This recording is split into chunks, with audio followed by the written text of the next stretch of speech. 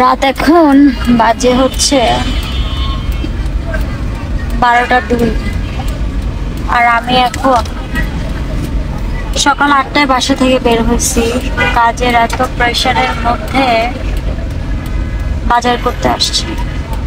বাসায় মাছ মুরগি বাচ্চাদের কিছুই নাই।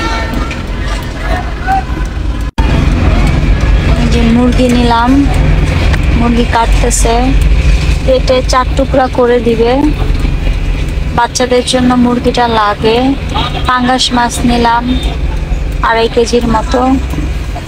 মামা পাঙ্গাস মাছটা কাটা হয়েছে? কাটছে? তো এই হচ্ছে আমার লাইফ। দায়িত্ব দায়িত্ব আর দায়িত্ব। সকাল 8টা থেকে এখন বাজে রাতের 12টা, স্টিল কিছু খাই নাই। বাসায় জারামনির অনেক জ্বর, জান একটু সুস্থ হয়েছে, আবার ফোনে শুনলাম ওনাকে বমি করছে। যাই হোক, জীবনের অনেক কঠিন থেকেও কঠিনতম সময় পার করেছি। আল্লাহ নিশ্চয়ই খুব দ্রুত আমাকে এই বিপদ থেকেও রক্ষা করবে, এটা আমি বিশ্বাস করি।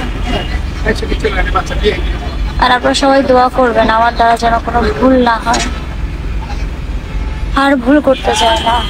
এই ভুলের মাসুল 4 মাসে আমার যদি উপার্জন হিসেব করি, প্রমোশন দিয়ে 40 লক্ষ টাকা আমি পিছনে পড়ে গেছি।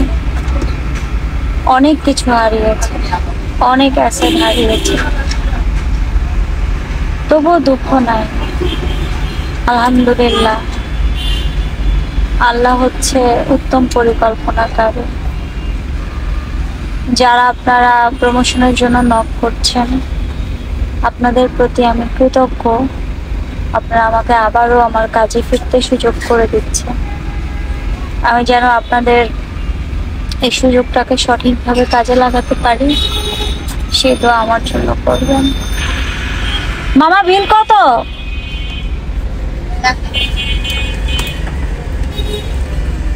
বিল কত? মাছ হচ্ছে 420। মাছ 420? জি।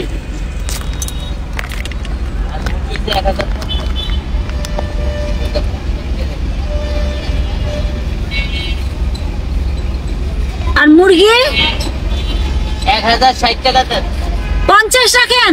55 টাকা হইছে তো 60 টাকা না 50 রাখেন। আচ্ছা তাই।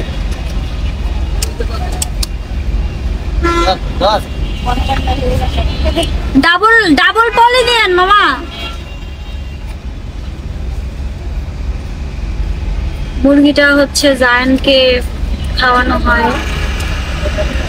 জায়ানের জন্য স্পেশালি মুরগিটা। যারাও খায় ওরা কাটা ছাড়া মাছ টাছ এগুলো খায়। আমি খুবই tired, still I am very upset also. দিয়ে দেন, আলাদা করে দিয়ে দেন।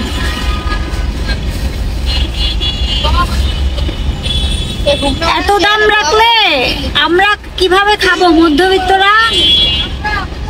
এত দাম রাখলে মধ্যবিত্তরা খাবো কিভাবে? আমরা তো দাম কমাই রাখছি, হেই লাভ আপনার থেকে নেই। আচ্ছা ঠিক আছে, কত হয়েছে? 1000? 1055 টাকা তো 60 টাকা চাইছিলাম। 50 দিব।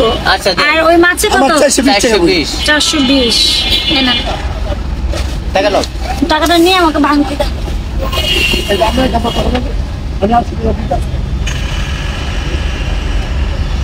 মামা মুরগিটা আর মাছটা প্যাক ডালায় তুলে দেন।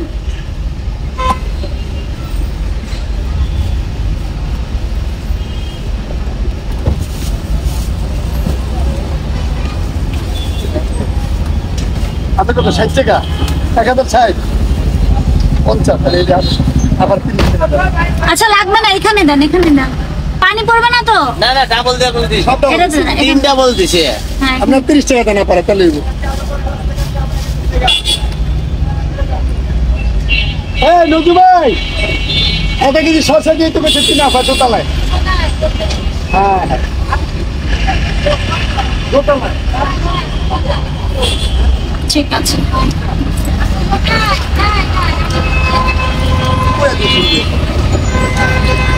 এই হইলো আমার জীবন।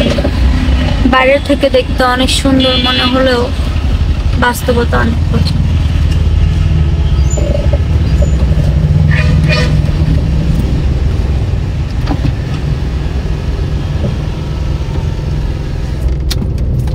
বাস্তবতা অনেক কঠিন।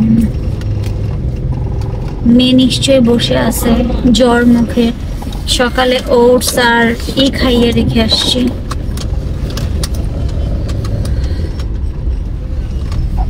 গাড়ির গ্যারেজ থেকে শুরু করে বাজারটা এই এক হাতেই করতে হয়। আমরা বাইরের থেকে মানুষের জীবন নিয়ে অনেক কথাই বলি, কিন্তু বাস্তবতা অনেক ডিফারেন্ট। একটা নারী কি চায় জানেন? একটা নারী চায় তার কেউ একজন থাকবে যে দিন শেষে এই যে বাজার করা, বাচ্চাদের টিউশন, স্কুল, ক্লাস, প্রত্যেকটা নারী চায় জীবনে একজন থাকবে। সে মানুষটাই তো চলে গেছে পরকালে। এই কাজগুলো রুনি করতো, বাজার ঘাট যা আছে। রুমি পৃথিবী থেকে চলে যাওয়ার পর এই কাজগুলো এখন আমাকেই করতে হয়। কিছু করার নাই, আল্লাহ কিছু দায়িত্ব দিয়ে দিছে। কালকে আবার আব্বুকে নিয়ে টাইম আছে। কালকে আব্বুর কিছু টেস্ট আছে।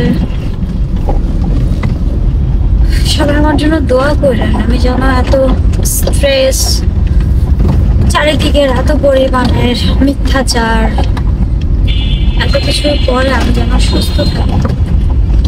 আমার 2 সন্তানের জন্য আমাকে বাঁচতে হবে। আমার বাবা, সুস্থ বাবা মায়ের জন্য আমাকে বাঁচতে হবে। আমার 2 সন্তানের জন্য আমাকে বাঁচতে হবে। আমার জন্য বাঁচার হিসেব বাদই দিলাম, ওইটা আর এখন নাই। Thank you so much everyone. ভালো থাকবেন, সবাই দোয়া করবেন, আমার ভুলগুলোকে ক্ষমা সুন্দর দৃষ্টিতে দেখবেন। ইনশাল্লাহ কথা দিচ্ছি আমার দ্বারা কখনোই কোনো ভুল হবে না, কারণ জীবনের সবচাইতে বড় শিক্ষাটা আমি পেয়ে গেছি।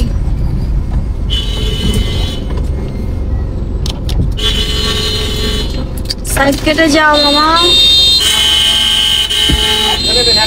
চাচা, আয় চাচা, চাম্পা কলা কত করে? কি আছে? বাংলা, এই যে এটা বাংলা কলা। ওনারা বলেন না ওই পাশ দিয়ে যাইতে।